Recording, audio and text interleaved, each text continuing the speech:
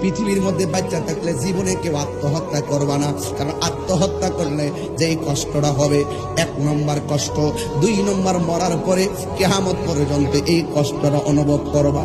পাহাড় থেকে পইরা মারা গেলে এই কষ্টটা জাহান্নামে গেল বারবার পাইবা, ফাঁসি দিয়া মারা গেলে জাহান্নামে যাওয়া, জাহান্নামে তো এমনি হবে, এরপরে এই কষ্টটা অনুভব পাবে। এই জন্য যুবক আমার, আত্মহত্যা করে কখনো মারা যাবেন না।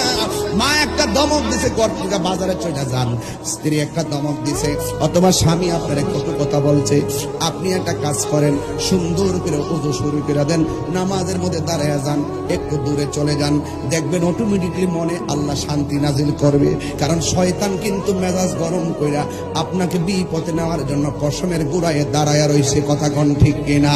পৃথিবীর মধ্যে বাচ্চা থাকলে জীবনে কেউ আত্মহত্যা করবা না, কারণ আত্মহত্যা করলে যেই কষ্টটা হবে, 1 নম্বর কষ্ট, 2 নম্বর মরার